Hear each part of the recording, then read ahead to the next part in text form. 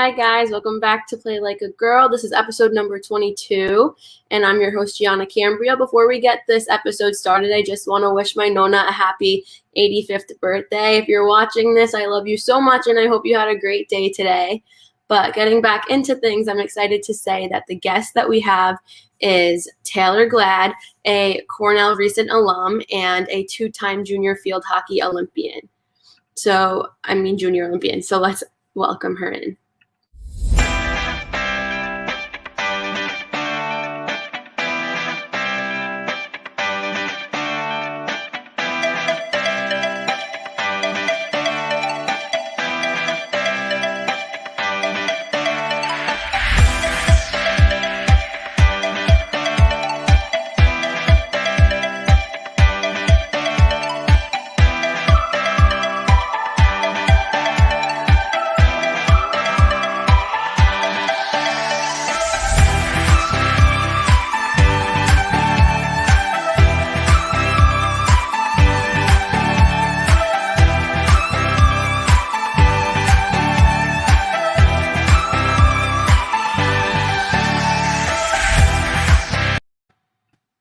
Hi, Taylor. How are you?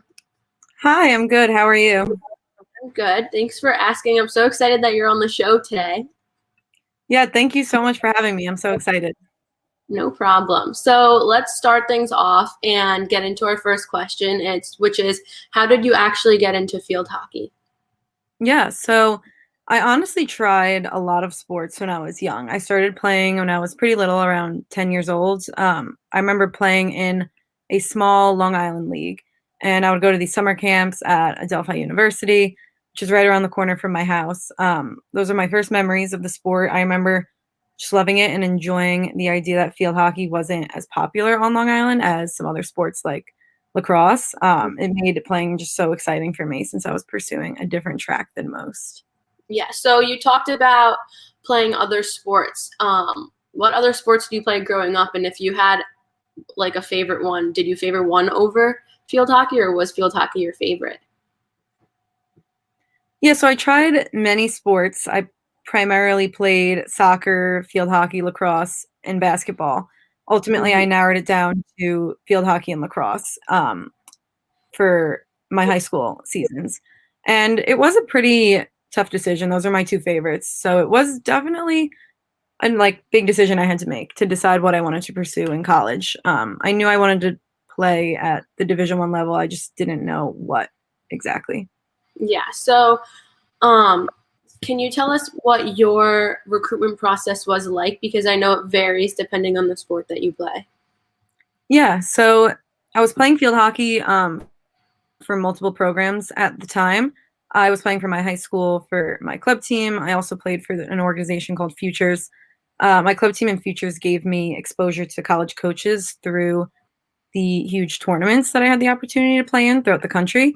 And coaches would come to games at these tournaments, sit on the sidelines. One big tournament was called Festival, and that was always in November over Thanksgiving break.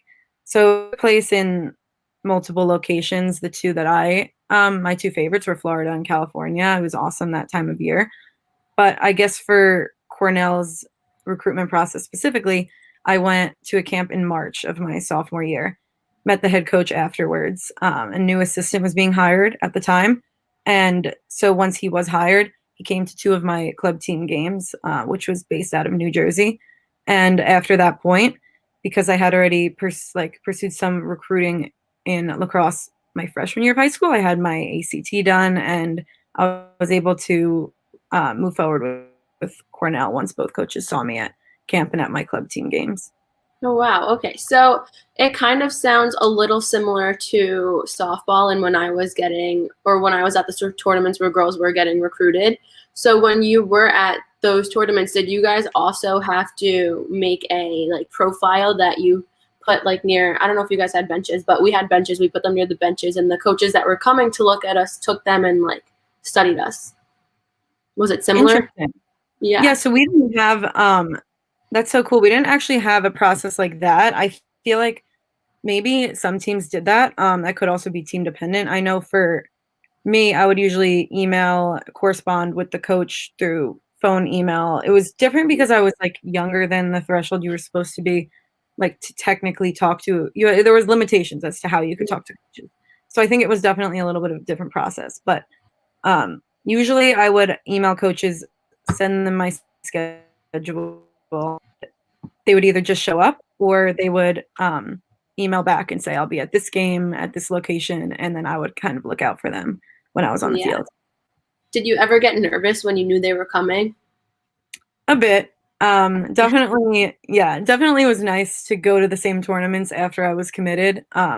Still a little bit nerve-wracking to play in front of your future coaches, but it definitely was a little bit stressful at those bigger tournaments. It also made it fun though, because our whole team was experiencing it. We were all the same age and we were all going through the same process together.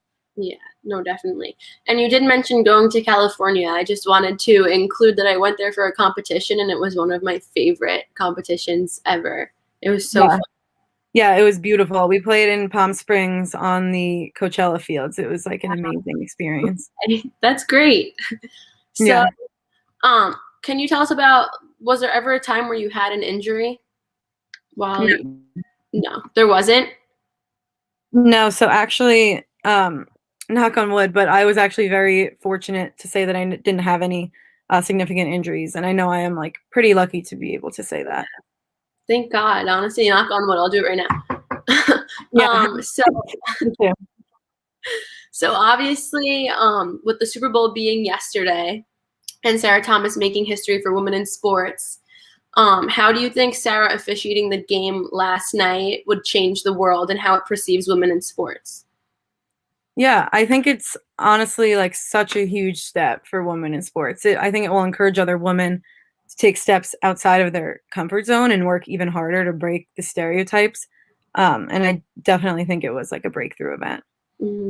I agree. I was scrolling through Twitter and ESPN, one of their producers for the show, he has a 7 or 8-year-old daughter who was wearing a referee jersey and she was pretending to make calls at the television, pretending to be Sarah Thomas. So that was crazy. It was cute to see. Yeah, that's so cute. Yeah, even little things like that. It's just like, it's so amazing to see. So do you think that after the Super Bowl that was on TV yesterday, we will be seeing more female refs in the professional games in the future? Yeah, I definitely think so. I think it will take a long time to potentially see equal gender representation in refs, but I think many more females will be motivated to follow in her footsteps in the near future, which is really exciting. I definitely agree. And there was also some news that was released a couple weeks ago that there were 2 female referees for the first time officiating an NBA game, which is crazy. And I also work for URI games, and there's also female refs there. So it's pretty great to see that they're treated the same way and they're not treated differently just because of the gender that they are. Yeah, and it's so awesome to see female refs reffing like male sports, because there are so many male refs in female sports, so it makes sense, and it's a really awesome step. Yeah, I definitely agree. So one last thing about Sarah before we move on. So one thing that she said to everybody when she was getting all of this, when she was getting all this attention for being the first officiate female for a Super Bowl game, she said that she didn't do it for the recognition of being a female. She did it because it was something that she loved to do. So can you tell us what you think of that statement? Yeah. The statement is definitely very interesting. I'm not entirely sure how to feel about it, actually. I love that she's pursuing what she loves, and I think that is so amazing that is her priority. I guess the one area I think about is whether or not her intent was to pave the way for other women. I think that is an important implication of the event, and it was in fact groundbreaking for women. So that is something that I definitely recognize and appreciate, even if it's wasn't, I guess, an intent of hers at all. No, I definitely agree with you. So let's cut back. Let's go to commercial right now, and then when we come back, I kind of want to talk to you about what it was like when you went to the Junior Olympics. Yeah, awesome. All right, we'll be back in 2 seconds, guys.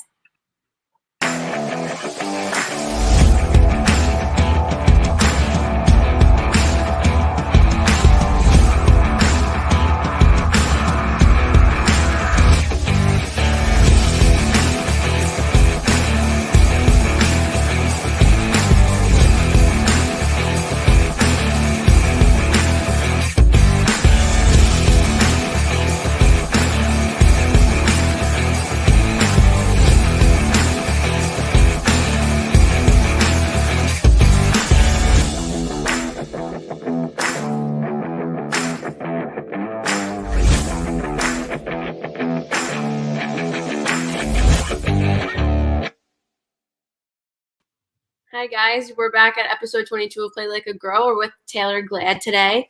And before I start asking her more questions, I just want to tell you guys, if you are watching this, a lot of you were asking questions in the prior episodes or in the past episodes. So if you have any questions for Taylor, I would be more than free to read them out and she can answer them for us. So before we went to break, we were talking about how you went to the Junior Olympics. Can you tell us a little bit about that? Yeah, so I had mentioned the Futures program earlier on in the episode, and I guess essentially I got into that Junior Olympic tournament through Futures. So basically, I attended a Futures. I qualified for Futures, and I attended a tournament in Syracuse, New York. And from that tournament, I was selected to go to the National Futures Championship, which was another tournament where the first year we were split up into random teams with girls from all over the country, and there were Futures people watching, and they would, I guess, recruit people for the Junior Olympic tournament, which was another step. And so the second year I did NFCs, they changed it. NFCs, sorry, is the National Futures Championship, which is the step before Junior Olympics. So the second year I did it, I was on a team with New York girls, which was really cool because I was able to have the opportunity to play with girls I knew and girls I competed against in high school. A lot of the girls were on the team I played in the state championship, which was an interesting dynamic to play with them instead of against them. But from that National Futures Championship, there were more people watching, and they selected girls for the Junior Olympic tournament. So I was lucky enough to be selected for that tournament twice. One year it was in Virginia Beach, and one year it was in Iowa. And at that tournament, similar to the layout of NFCs, it's a random pool of girls from all over the country on random teams. So I played with girls I didn't know, and it was a 2 or 3 day event. And it was just like, it was really an amazing opportunity. It was definitely a different experience to play with people you had never met or played with before. Yeah, that's definitely a little scary and a little intimidating, actually, because you don't really know who they are at all, and you're just going in like completely blinded, you know? Yeah. So, It was, I didn't know what to expect. yeah. So how did you, when you got to the tournament, how did you kind of get those nerves out of your system, and how did you tell yourself to calm down and that you would be okay? Yeah, I think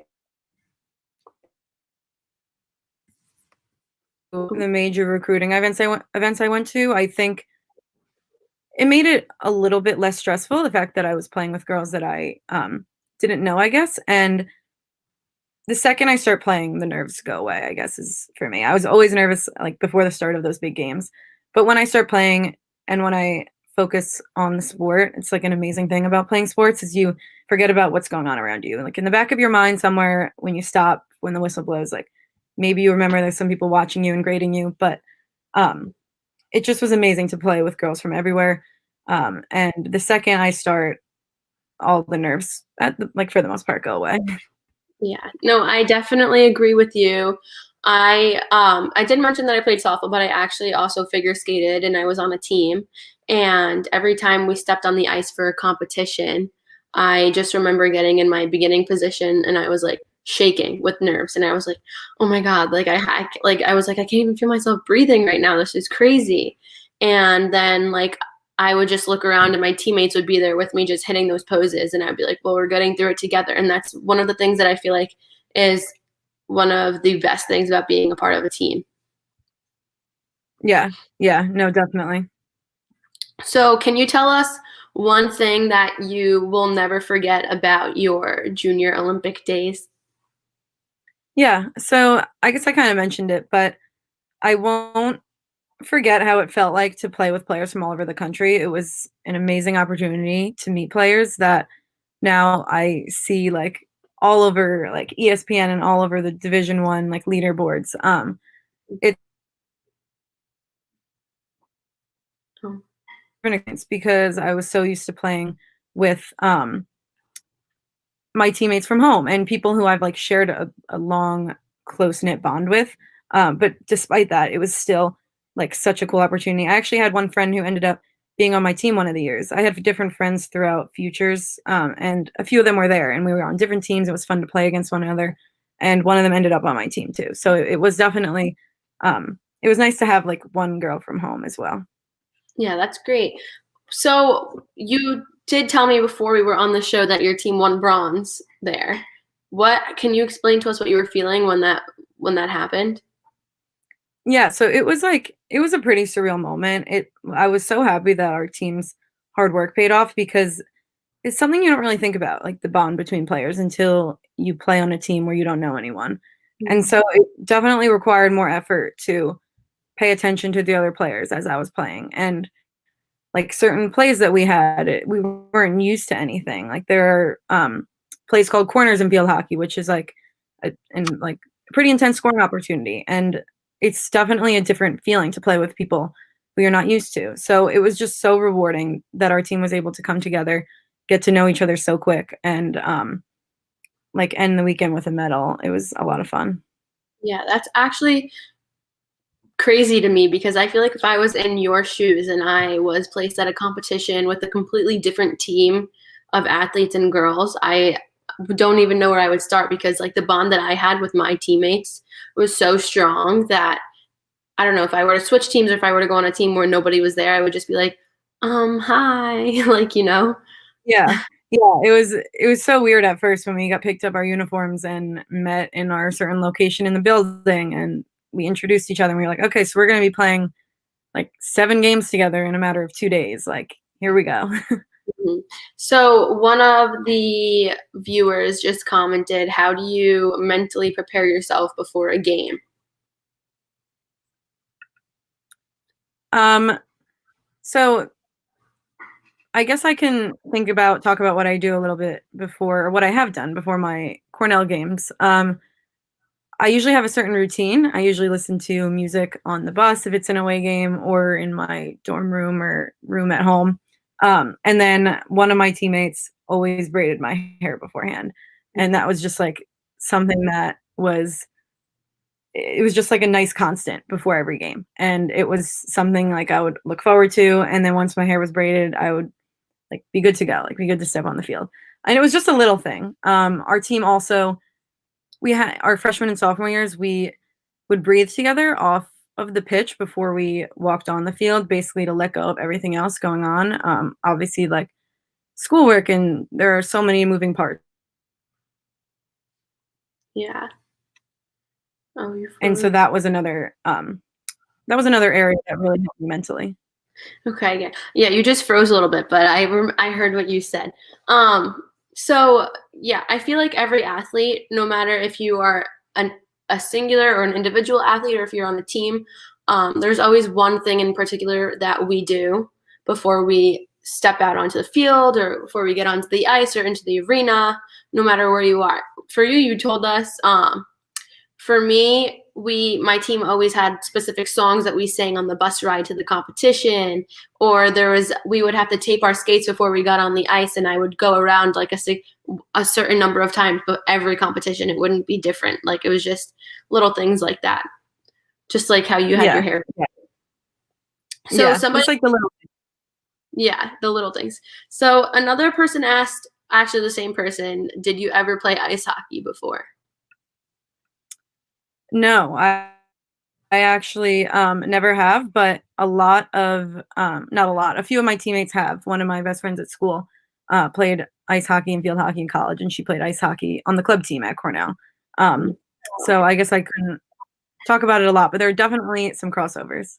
Yeah, there definitely are. So would you say that being at the Junior Olympics was your favorite athletic achievement, or do you have a different one that you want to tell us about?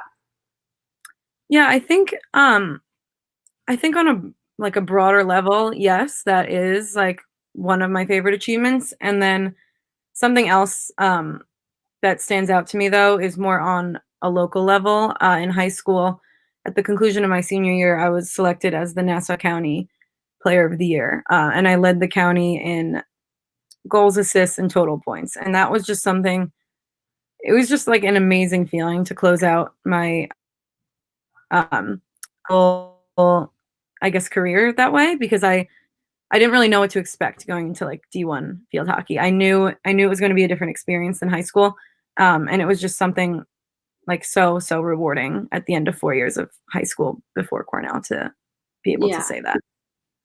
definitely. So how would you say you got through going from a high school level to a D1 school? Like, was it hard to like maintain? How did you do it? Yeah, I mean, definitely was an adjustment. Time management was huge, like switching over to college work. And I think it benefited me that my season was I was very stressed out about our run test and joining the team and whatnot, but I think it really, really helped because I focused on field hockey right away and I focused on schoolwork and field hockey, and I came in with my social group of friends already. So I think that while it was stressful at the time, I think it was like really, really amazing that when I came in, I like got right to work and I started out in season, and then I was able to think about other opportunities in the spring. Obviously, still practicing, but I was able to take a step back after that. I knew the extent, like how busy I could be in a week, and I was able to analyze like what else can I take on and who else can I meet on campus. Yeah. Well, that's good that you manage your time in such like an orderly fashion to be able to do all of that. My sister also went to a D1 school, and I remember when she was first a freshman, she was just calling my mom almost every day. Well, my mom makes me call her every day too, but whenever she was on the phone with my mom, she was just telling her how stressful it was to be a D1 athlete and like all the changes compared to what she was doing in high school to school now or to college now. And I just like, it's incredible that you guys do what you do. So, Yeah, thank you so much. no problem. So, as I mentioned in the beginning of the episode, you just recently graduated from Cornell, and obviously that meant that your senior season was last semester. So, what was one thing that you wish you did? What was one thing that you wish you got to do with your teammates before you left school due to COVID, or because your season was canceled due to COVID? Yeah. Yeah, this question definitely hits close to home. We I really wish we could have had, I guess, one last senior game where my class just got to know like it was our last game. Mm-hmm. At the time, sorry, I think I froze for a second. You did. At the time, did you hear what I was beginning to say? Yeah, you said you were like cutting in and out, but you wish you got your senior last game of the Yeah. season. Yeah. Yeah. Basically a senior game, just one last game for all of us to know it was our last, to celebrate with the team. And we had hoped that we would have a season in the fall, and that didn't happen either. So it just would have been nice to have one last game that we knew was our last. Yeah, definitely. Also, I remember senior games being so fun. When I was a senior in high school, my senior game was so fun. My parents were there. I got to take pictures with them. We had decorated signs. We went out to dinner with our team. So like I feel so horrible that you didn't get to do that. But being a recent grad with the amount of the amount of accomplishments that you have, I can tell that you're just going to get like far in the future. Yeah, thank you so much. You're welcome. So, talking about COVID and how your season was cut short, do you have any advice for athletes now, younger at the same age as I am or you are, that seasons were also cut short? What piece of advice would you give to them? Yeah, yeah. So I know, I guess it really stinks, and I understand everyone's pain. But at least something you can get out of it is to try and make the most of the opportunities that you have with more free time. Um, Without playing a sport, that opened up so much time for me to look into other clubs or social groups on campus, even if everything's remote. Just like you have an opportunity to try to meet people or do new things that you didn't have the chance to do. For example, I started to and I trained and ran a half marathon and just did some other activities that I wasn't able to do beforehand. So at least try and make the most of the Yeah. free time. Definitely. That's great that you ran a half marathon. How did you prepare yourself for that? Me and a teammate did a training schedule together. It was weird not having any sort of training schedule field hockey wise in the fall, so we decided to put that transfer that into a run packet. Yeah. Well, that was really smart of you guys. So, what would you say is the most important thing that you've learned from your years as an athlete about being on a team? Yeah, so I guess I really learned the importance of communication and how to efficiently work with others. These are lifelong skills that definitely carry over into the professional and social worlds, and the hard work and determination that you get from being an athlete is something just like so powerful, and it's something I feel like I'm able to see in myself every day, and like no matter what I'm doing, if it's schoolwork or an internship and stuff like that. Mhm. Yeah, I definitely agree with you. Being on a team for, I don't even know the amount of years. I was probably on a team for 16, 17 years. I was skating a very long time. Being on a team for that long taught me so many skills that I brought into the real world. For me, just this podcast, like doing this, I probably wouldn't have been able to do without my background or the confidence that I gained from skating and playing softball. So if it wasn't for the sports that I did with my teammates who and my coaches who did give me that confidence, I wouldn't be here talking to you. You keep sorry, Yeah. keep freezing. Am I good now? Yeah, you're good. We just like keep going in and out, but it's okay for right now. Okay, Um, sorry. no, it's okay. So, what do you think? What would you choose to be the one thing that you love the most about being a female athlete?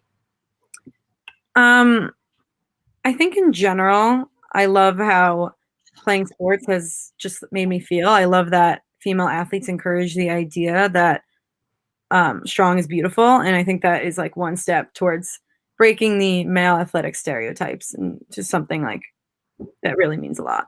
No, yeah, I really like that response. Strong is beautiful. Can you like try to explain that more to us? Yeah, I guess just in the past, there was just like so many stereotypes around men being like strong and the athletes and this and that I guess really from a long time ago, but women I guess weren't necessarily seen in that light. And it just means a lot that now a woman who works hard athletically is also beautiful, and it's just like a different type of it's a different type of I guess like vision than some people used to have for women. Yeah.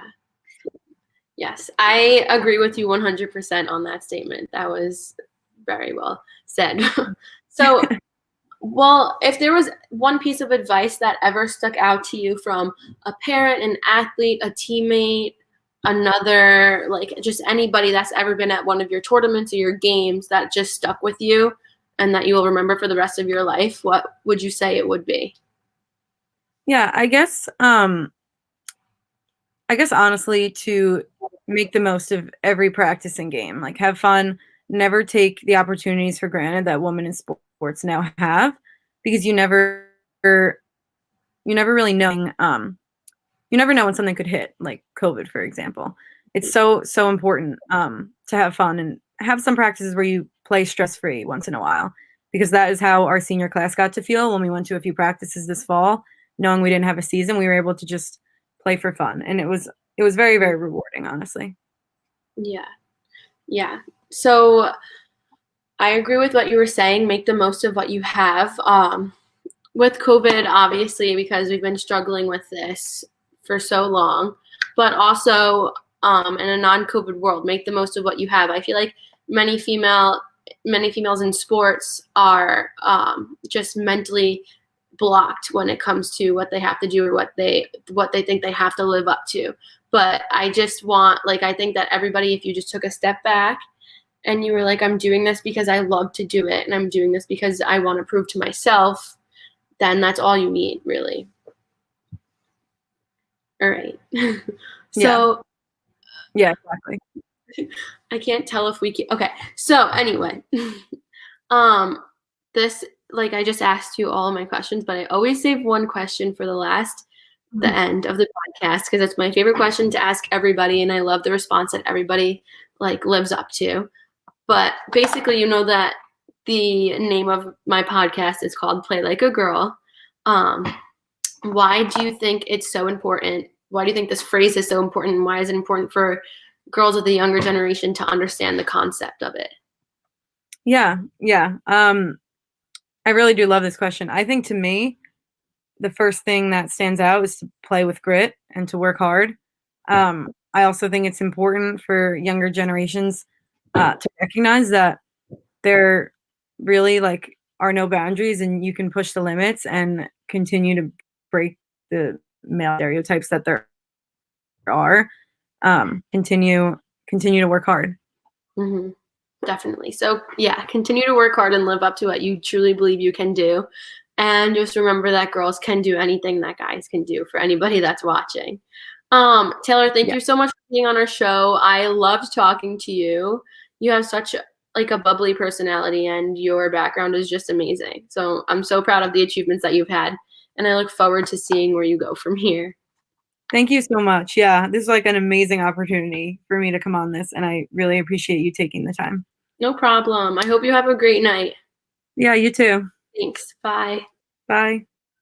Okay, guys, so that was Taylor. I loved speaking with her. She has such a great story, and the words that she was just speaking were inspirational. So I hope that you guys listened to what she had to say. Taylor, my mom just commented, "Good luck to you in the future." She knows that you're gonna go above and beyond in the workforce.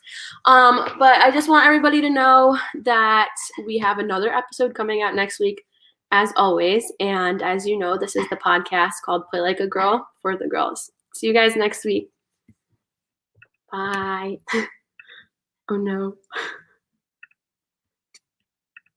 Sorry.